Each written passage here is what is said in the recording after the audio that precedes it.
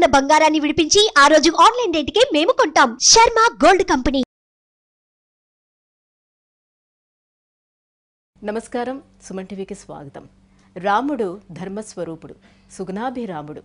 అటువంటి రాముడి యొక్క ధర్మబద్ధమైనటువంటి పరిపాలనా స్వభావం, ఆ బుద్ధి కుశలత ప్రతి ఒక్కరికి రావాలి. మంచి ఉద్యోగం సంపాదించుకోవాలి, మంచి నడవడికి రావాలి అనంటే ఈ సీతారాముల కళ్యాణం రోజున ఎటువంటి పరిహారాన్ని పాటిస్తే మనకి మంచి ఉద్యోగం వచ్చే అవకాశం ఉంటుంది. ఈ విషయాలను తెలియజేసేందుకు మనతో పాటు ఉన్నారు ప్రముఖ జ్యోతిష్య పండితులు బ్రహ్మశ్రీ నందిబట్ల శ్రీహరి శర్మ గారు. గురుగారు నమస్కారం అండి. వాగర్థ వివ సంపృక్తౌ వాగర్థ ప్రతిపత్తయే జగతః పితరౌ వందే పార్వతీ పరమేశ్వరౌ. సదాశివసమారంభాం శంకరాచార్య మధ్యమాం అస్మదాచార్య పర్యంతం వందే గురు పరంపరాం. ఆదిత్యాయ చ సోమాయ మంగళాయ బుధాయ చ గురుశుక్ర శనిభ్యశ్చ రాహవే కేతవే నమః. గురుగారు, ఎంతో కాలం నుంచి ఉద్యోగ ప్రయత్నాలు చేస్తున్నప్పటికీ కూడా ఆ ఉద్యోగ ప్రయత్నాలు సఫలం కాని వారు ఎవరైనా ఉంటే ఈ శ్రీరామ నవమి రోజున వాళ్ళు ఎటువంటి పరిహారాలని పాటిస్తే మంచి ఉద్యోగం వచ్చే అవకాశం ఉంటుంది, మంచి దారులు నడిచే అవకాశం ఉంటుంది అంటారు? ఉద్యోగం లభించాలనేటువంటి తాపత్రయం కానీ, ఉద్యోగంలో ప్రమోషన్స్ కానీ, లేకపోతే ఇంకా మీరు చేసేటువంటి ప్రతి పనిలో కూడా గొప్పగా మీరు రాణించాలి అని అంటే ఈ యొక్క శ్రీరామ నవమి రోజున శ్రీరాముల వారి పట్టాభిషేక మహోత్సవము సంబంధించినటువంటిది ఉంటుంది, ఘట్టం. ఆ రామాయణంలో మీకు వీలైతే ఆ ఘట్టాన్ని 21 సార్లు పఠించండి, లేదు 11 సార్లు పఠించండి, లేదు కనీసం 5 సార్లైనా మీరు పఠించి స్వీట్ నైవేద్యంగా పెట్టండి. పెట్టిన తర్వాత రాముల వారికి అమ్మవారికి అభిషేకం అనేటువంటిది చేయాలి. చెరుకు రసంతో, ఇప్పుడు చెరుకు రసం బాగా దొరుకుతుంది, చెరుకు రసంతో అభిషేకం జరిపించండి. చెరుకు రసం దొరకని పక్షంలో బెల్లాన్ని నీటిలో కలిపితే అది కూడా చెరుకు రసంతో సమానం. ఆ బెల్లం నీటితోనైనా కానీ మీరు రాముల వారికి అమ్మవారికి అభిషేకం చేయండి. ఈ విధంగా చేసినట్లయితే తప్పకుండా మీకు అచిరకాలంలోనే ఉద్యోగం దొరుకుతుంది. ఇంకా మీకు భక్తి ఉంది, సమయం ఉంది అనుకున్నప్పుడు ఏం చేస్తారంటే భరతుని యొక్క అనుగ్రహం పొందాలి. ఎందుకంటే ఉద్యోగం లభించాలి అని అన్నప్పుడు భరతుల వారు చాలా గొప్పగా ఉద్యోగాన్వేషణలో ఉన్న వాళ్ళకి సహకరిస్తాడు. ఇది వాస్తవం, యథార్థము, జరిగిన సంఘటనలు చాలా ఉన్నాయి.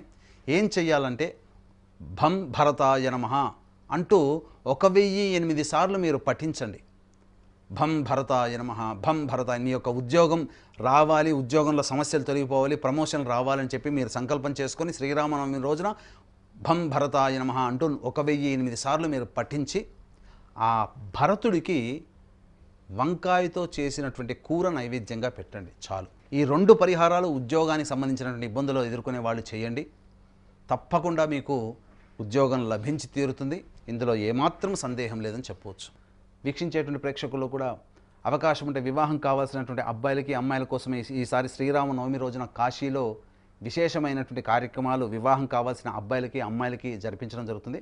అవకాశం ఉన్నవాళ్ళు కార్యక్రమ తదనంతరం కాంటాక్ట్ చేసి మీ గోత్రనామాలు నమోదు చేసుకోండి. గురుగారు, ఈ శ్రీరామ నవమి రోజున రాముల వారి కళ్యాణం తర్వాత తప్పనిసరిగా ప్రసాదాన్ని స్వీకరించాలి అని చెప్తారు, ఎందుకని? వాస్తవం.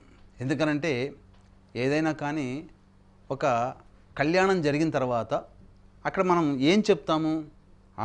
వివాహ మహోత్సవ ఆహ్వాన పత్రికలో బంధుమిత్ర సపరివార సమేతముగా విచ్చేసి వధూవరులని ఆశీర్వదించి మదర్పిత తాంబూలాదు భోజన తాంబూలాదులను స్వీకరించగల ప్రార్థన అంటారు. అంటే ఏంటి?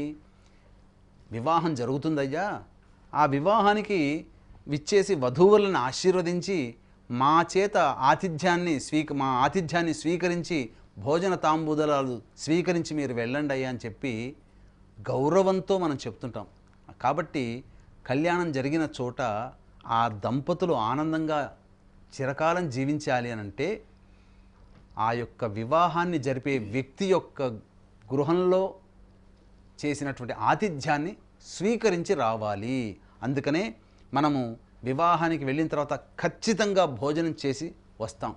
అలాగే ఈ యొక్క స్వామివారి యొక్క కళ్యాణానికి కూడా విచ్చేసి తిలకించి పులకించినటువంటి భక్తులందరూ కూడా ఆ యొక్క స్వామివారి కళ్యాణాన్ని జరిపించినటువంటి పెద్దలు అర్పించినటువంటి భోజన తాంబూలాదులు స్వీకరించి వస్తేనే మనకు స్వాముల వారి యొక్క కళ్యాణాన్ని తిలకించిన పుణ్యము లభిస్తుంది. లేకపోతే అక్కడి నుంచి వచ్చి బయటకు వచ్చామా ఆ స్వామివారి యొక్క ఆగ్రహానికి గురవుతాము.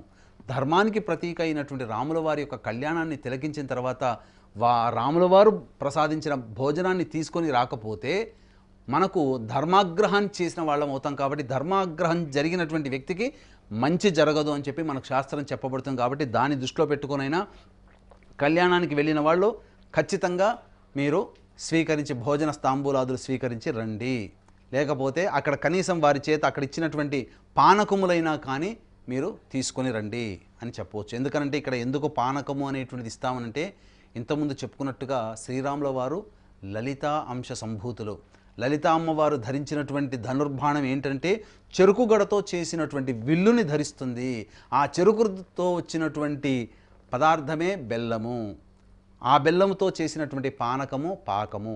ఆ పానకాన్ని మనం త్రాగి వస్తాము అంటే రాముల వారి యొక్క అనుగ్రహాన్ని పొందుతాం అని చెప్పడంలో దీని యొక్క అంతరార్థం అని చెప్పవచ్చు. గురువుగారు, ఈ శ్రీరామ నవమి రోజున మంచి ఉద్యోగం రావాలంటే ఎటువంటి పరిహారాలని పాటించాలి? ఈ అంశాలను తెలియజేసినందుకు ధన్యవాదాలండి.